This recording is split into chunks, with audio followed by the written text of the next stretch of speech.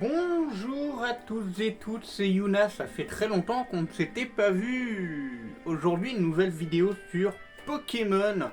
Et on va théoriser ensemble sur ce qui s'est passé dernièrement dans l'univers Pokémon. Qu'est-ce qui s'est passé? On a eu dernièrement les 2 premiers épisodes de la nouvelle série Les Horizons. Et franchement, waouh! Ça y est, enfin officialisé, le petit Terrapagos. Ce n'est pas Terrapagos. Mais il y a un lien avec Terrapagos parce que déjà, son design, il lui ressemble énormément. Mais moi, je me fixerai plus sur le fait que ce petit, c'est un petit peu comme en 8G avec le DLC de Isole Armure. Je vais mettre un petit peu moins fort la musique. J'ai mis les sons de Calo derrière. Vous comprendrez pourquoi.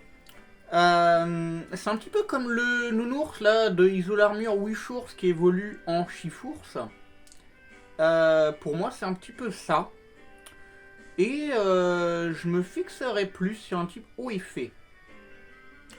Il n'a pas spécialement d'autres types qui pourraient éventuellement lui correspondre. Hein. Pour moi, c'est haut effet. Ou fait haut, ça dépend lequel est catégorisé en premier, mais pour moi c'est haut effet. Quand on voit la map de Paldea, qu'on compare à Terrapagos, c'est vrai que Terrapagos c'est la tortue monde. Je ne sais pas si vous voyez un petit peu la référence là où je voudrais aller. C'est carrément la map de Paldea en fait. Là où il y a son espèce de cristal sur sa carapace, ça serait le cratère. Quand vous regardez et que vous comparez. Maintenant, que vous dire de plus? Qu'est-ce qu'on a vu d'autre dans l'animé? Le fameux médaillon de Liko, la petite. On théorise énormément avec un ami, avec Loïc Rigini, que vous devez connaître si vous êtes parmi nous à la Ligue Pikami, dans le groupe Facebook et dans le groupe Messenger, ou un des deux. On théorise énormément sur ce petit médaillon qui a vu justement l'éclosion du nouveau Pokémon avant d'être révélé. Ce médaillon pourrait éventuellement être obtenu de la part, la grand-mère de Liko, mais il y a énormément de théories sur le fait que Liko soit de famille avec Serena et Sacha. Sacha, on ne le voit plus. Elle, il y a beaucoup de leaks sur le fait qu'elle ait regardé et regardé la vidéo de victoire de Sacha à Lola, mais également contre Tarak. Et ce n'est pas anodin, à mon avis, il y a un truc qui se cache derrière le fait qu'elle est de famille avec Sacha et Serena. Tout le monde dit non, c'est pas possible, c'est pas leur fille, machin. Stop. C'est pas impossible. C'est pas impossible. Rappelez-vous, Sacha a rencontré Serena bien avant Kalos. Dans un lieu de vacances, on sait pas où, ou alors je me rappelle plus. Mais c'est vrai que au début je pensais que ça venait de la mère de Serena parce que... de Sacha, pardon. Parce que la mère de Sacha l'a un petit peu accompagnée dans ses aventures, dans ses voyages, elle était là, il y avait le professeur Shen, machin, elle a fait Kanto, elle a fait Johto, bon c'est des îles voisines on va dire. Owen, je sais plus si on la voit à un moment donné à Owen, Sino je sais plus également, mais elle l'a accompagnée dans plein de voyages, dans plein de régions, et je me disais, cherche pas Loïc, t'as tort, c'est obligatoirement la mère de Sacha qui est à l'origine de ce don qu'elle aurait vu pendant les vacances ou des trucs comme ça, sachant que si tu prends l'exemple du jeu avec le bibelot bizarre, on savait pas qu'il était d'originaire de Alola avant qu'on ait les jeux Soleil et Lune. Et il y a eu un objet comme ça, on savait pas de quelle région il était. Je crois qu'on l'obtient justement dans XY ou peut-être dans Noir et Blanc. Vous me redirez dans les commentaires. Mais le bibelot bizarre, on l'obtient bien avant à Lola. Et donc du coup, j'ai fait cette référence-là et je me suis dit, c'est possible que du coup, la mère de Sacha lui ait donné dans on va dire un petit univers parallèle. C'était pas dans l'animé, on l'a pas vu, mais c'est possible. Et donc du coup, du fait qu'elle regarde beaucoup de vidéos de Sacha, ça m'a laissé penser qu'ils étaient de famille. Bon alors moi aussi je regarde des vidéos de Sacha, c'est pas pour autant que je suis de famille avec lui. Mais c'est normal, c'est un personnage fictif. Mais il y a eu ça et du coup on a théorisé sur le fait que Sacha et Serena sont ensemble. Bon, excusez-moi, il y a une pub, hein, on remercie, je suis pas abonné à YouTube Premium, du moins je ne l'ai plus. Voilà, du coup, petite coupure. On a théorisé avec un ami sur les 2 premiers épisodes. Du coup, il me semble que si on se rapproche de Sacha, son premier Pokémon qu'il a capturé en choix de starter hors Pikachu, c'était Bulbizarre. Or, Liko a choisi Poussacha, du moins, elle ne l'a pas spécialement choisi. Quand vous regardez le premier épisode, le personnage lui dit tiens, c'est cette Pokéball là qui est pour toi. Et elle a pris Poussacha. Poussacha de type plante. Bulbizarre de type plante. Mais, pourquoi je parle de Serena également? Poussacha, Bulbizarre, type plante, se rapproche de Sacha. Mais Poussacha ressemble énormément à Fennec, se rapproche de Serena. Serena a kiss Sacha. Sacha, on ne le voit plus dans l'animé, parce qu'il a réalisé son rêve. Serena, on la verra peut-être un peu plus tard, parce que bon, elle n'a pas encore remporté de grands concours primaires, on va dire, importants. Pour moi, elle n'a pas remporté de concours importants.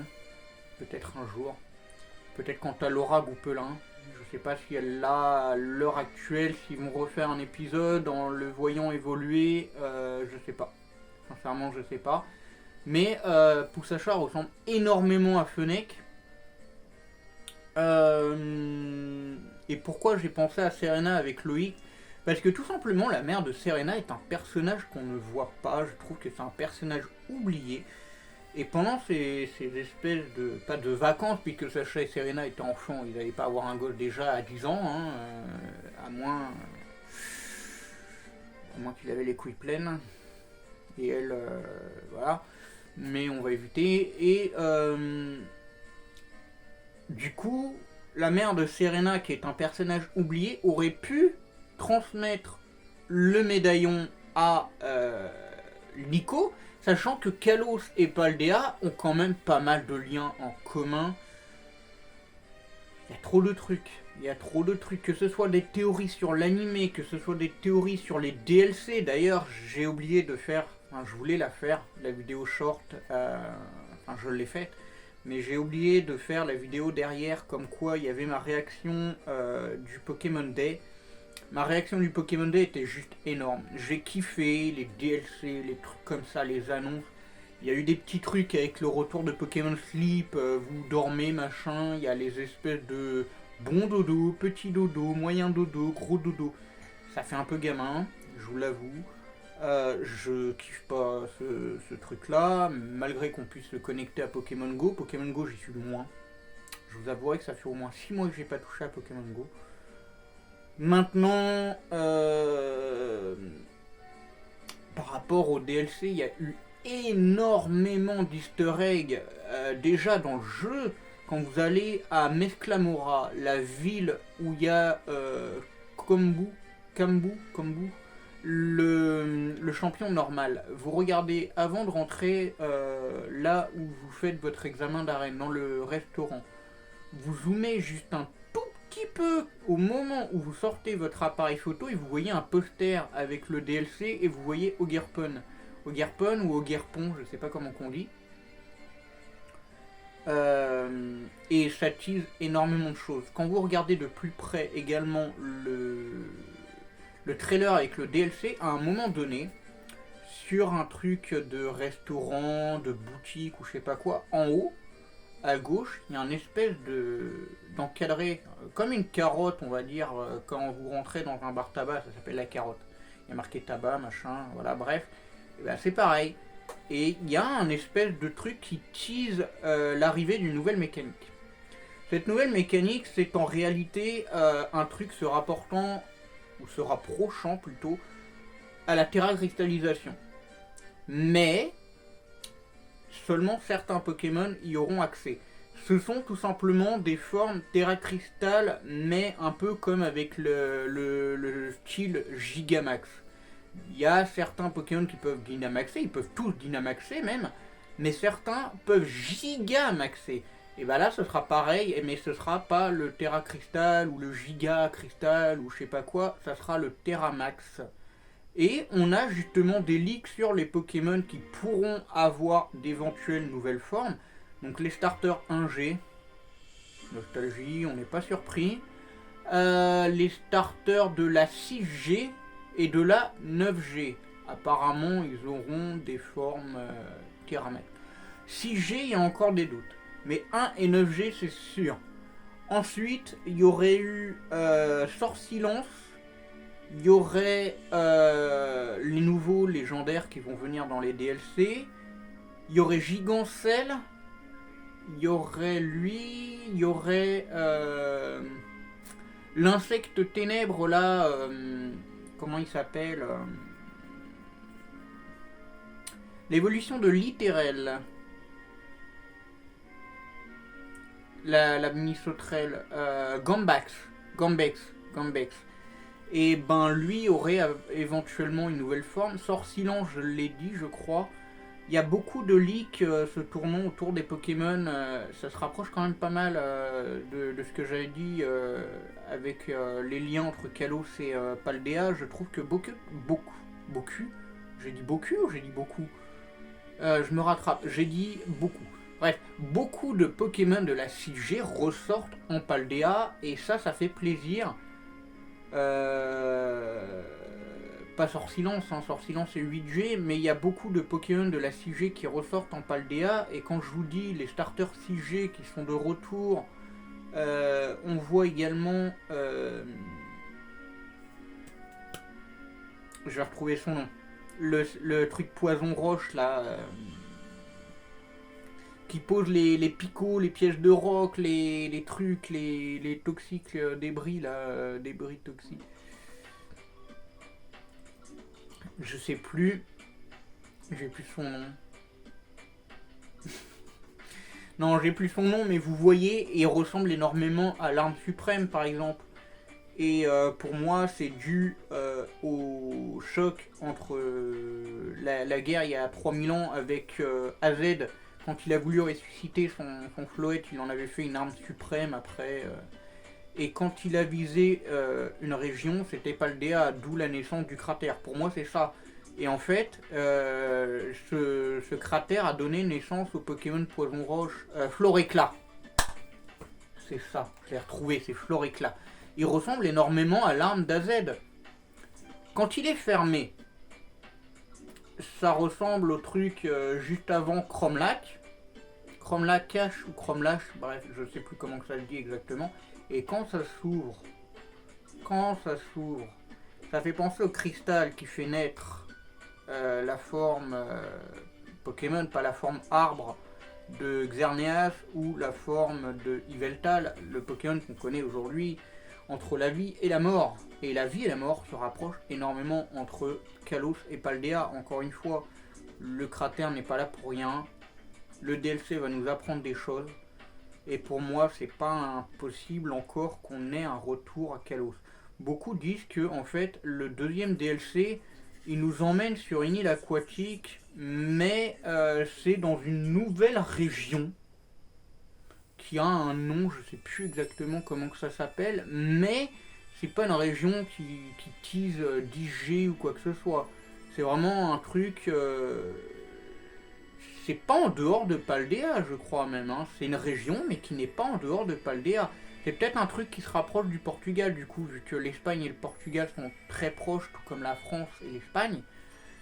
Mais par exemple, quand on va faire notre examen, pas pratique, notre examen pour le C4, quand ils nous posent des questions avant de pouvoir les affronter, ils parlent d'une académie.